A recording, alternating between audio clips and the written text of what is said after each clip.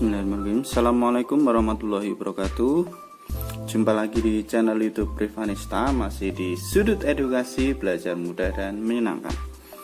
Pada kesempatan kali ini akan kita lanjutkan pembahasan soal ujian sekolah berstandar nasional. Ini tahun 2018-2019 ya. Jadi tahun kemarin, walaupun tahun ini sudah ditiadakan karena adanya wabah pandemi, paling enggak ini bisa buat belajar, khususnya untuk anak-anakku kelas 6 ya. Oke, ini untuk pelajaran atau mata pelajaran IPA ini dilaksanakan kemarin tahun kemarin ya, tanggal 24 April ya. Persis 1 tahun ya. Ini dari Dinas Pendidikan Kota Semarang.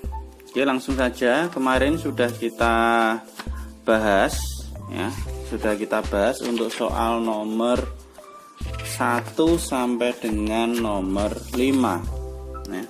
Untuk kali ini kita lanjutkan ke soal nomor 6. Perhatikan daftar. Jadi ini ada nomor 1 melestarikan terumbu karang, 2 memilah sampah organik dan anorganik, 3 menghemat penggunaan kertas, 4 menebang pohon di hutan lindung, 5 melakukan perburuan hewan di hutan, 6 melakukan penanaman pohon.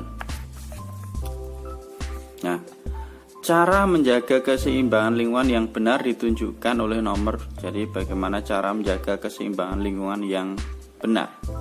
Oke, dari daftar ini kita lihat ya, cara melestarikan lingkungan ya, berarti nomor 1 jelas ya, terumbu karang. Nomor 2 ya, memilah sampah. 3 menghemat penggunaan kertas juga ya, ini juga melestarikan ya. Menebang pohon di hutan lindung, nah ini bukan ya, salah ya. Nomor 4, nomor 5 melawan perburuan hewan di hutan, itu juga salah karena nanti dapat memutus ya rantai makanan atau jaring-jaring makanan nanti kalau dilakukan perburuan hewan. Selain itu juga hewan-hewan di hutan juga semakin langka ya. Oke, maka dari itu berarti yang jawaban benar adalah 1, 2, 3 sama 6. Nomor 4 sama 5 salah ya. Coba kita cek di sini. 1, 3, 6 ya, betul. 2, 4 lah, ini yang ada 4-nya salah. Yang 4 sama 5. C juga ada 5-nya. D ada 5-nya. Berarti jawaban yang paling tepat untuk nomor 6 adalah yang A. Lanjut ke soal nomor 7. Perhatikan tabel jumlah anak dalam kandungan hewan. Nomor 1 ada gajah, jumlah anaknya ada 1 ekor.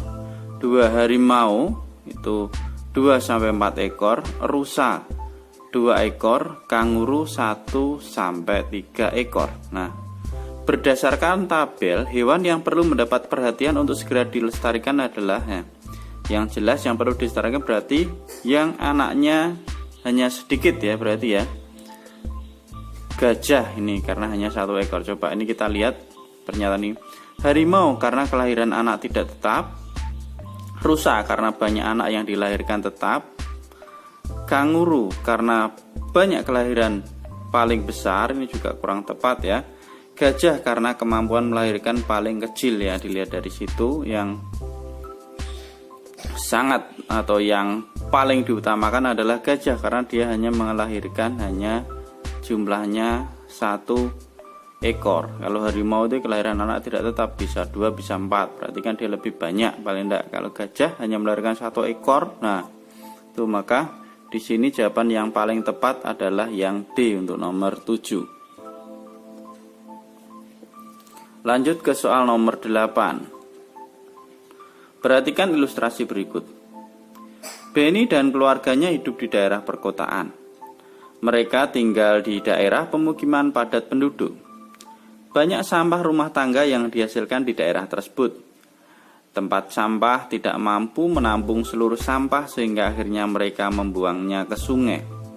Berdasarkan ilustrasi di atas, dampak yang terjadi akibat pembuangan sampah ke sungai bagi lingkungan adalah apa ini? Ya, jadi karena di perkotaan itu sampahnya sangat banyak, bahkan tempat sampahnya tidak menampung, akhirnya banyak yang membuang ke sungai. Kira-kira dampaknya apa? A. Penduduk di sekitar aliran sungai dapat terkena banjir. B. Suhu udara meningkat karena adanya pembusukan sampah dalam sungai. C. Polusi air karena adanya gas yang dihasilkan oleh sampah. Yang D. Tumbuhan air tumbuh subur sehingga ikan di sungai banyak mati. Nah, ini dampak yang terjadi akibat pembuangan sampah ke sungai bagi lingkungan, ya, kata kuncinya adalah bagi lingkungan. Maka jawabannya untuk nomor 8 adalah yang A. Ini sebenarnya semuanya betul, ya, tetapi yang paling tepat karena lingkungan sekitar situ, daerah situ kan sampahnya di situ, dibuang di situ lah, lingkungan sekitarnya karena aliran air tersumbat maka dapat terkena banjir oleh penduduk di sekitarnya sendiri, walaupun yang membuang sampah mereka itu akibat yang mereka lakukan atau olah dari mereka sendiri. Nomor 8 jawabannya yang A. Lanjut ke soal nomor 9. 9 ini adalah jenis bebek, ya, atau angsa karena ini lebih besar, ya, bentuknya, ya, kita anggap angsa atau bebek. Ya, bagian dan fungsi yang ditunjukkan anak panah pada hewan di atas adalah, nah ini yang ditunjukkan adalah paruhnya atau cucuk bahasa Jawanya. Nah, ini biasanya kalau bebek, entok itu, nah biasanya paruhnya buat apa? Buat mencari makanan, ya. Dia di lumpur biasanya, tidak sampai di ikan karena di sini juga tidak ada. Tuh, ya, coba kita lihat yang A, paruh bersudu mencari makanan di tempat berlumpur, ya, ini cocok. Yang B, paruh berkantung menangkap ikan di dalam air. Nah, ini tidak ada kantungnya, ya, karena biasanya yang dicari makanan kalau bebek itu kebanyakan dia selain di air juga di darat, ya, karena tidak begitu banyak. Kalau yang berkantong itu biasanya kayak burung itu, ya, burung pemakan ikan itu dia punya paruh berkantong, ya.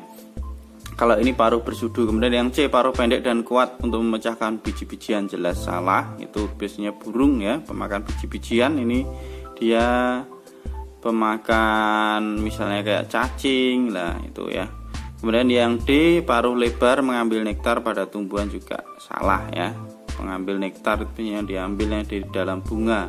Itu juga sejenis kupu-kupu, ya, ataupun burung-burung itu yang pemakan nektar, ya. Jadi jawaban untuk nomor 9 yang paling tepat adalah yang A. Lanjut ke soal nomor 10, ya. Ini adalah gambar jantung, ya. Jantung pada manusia, ya. Jantung manusia memiliki 4 ruang seperti tampak pada gambar. Bagian Z berfungsi untuk, nah ini, ya, bagian yang ditunjukkan ini fungsinya untuk apa pada jantung manusia. Oke, jadi yang ditunjuk oleh huruf Z itu adalah bilik kiri, yang mana fungsi dari bilik kiri itu adalah memompa darah dari jantung ke seluruh tubuh, ya, memompa darah dari jantung ke seluruh tubuh, ya. Berarti memompa jawabannya di sini adalah yang D, yaitu memompa darah bersih ke seluruh tubuh. Itu tugas dari bilik kiri, ya. Jawabannya adalah yang D, untuk nomor 10, ya. Jadi organ atau bagian-bagian organ peredaran darah manusia itu ada serambi kiri dan serambi kanan, ya. Itu fungsinya untuk memompa darah ke bilik. Kemudian ada bilik kiri itu fungsinya untuk memompa darah dari jantung ke seluruh tubuh. Kemudian ada bilik kanan itu untuk memompa darah dari jantung ke paru-paru. Kemudian ada pembuluh nadi, ada juga pembuluh balik. Pembuluh nadi itu untuk mengalirkan darah dari jantung ke seluruh tubuh. Kemudian kalau pembuluh balik itu mengalirkan darah dari seluruh tubuh ke jantung. Itu mungkin untuk bagian-bagian organ peredaran darah. Nah, di sini termasuk, ya, yang ditunjuk ini adalah jantung, ya, jantung pada manusia. Oke, mungkin ini dulu untuk pembahasan soal USBN IPA Kota Semarang tahun 2019, ya. Semoga bermanfaat. Untuk nomor-nomor selanjutnya bisa diikuti di channel YouTube Rivanesta. Terima kasih sudah meluangkan waktu belajar bersama. Mohon maaf apabila ada kekurangan. Saya akhiri. Wassalamualaikum warahmatullahi wabarakatuh.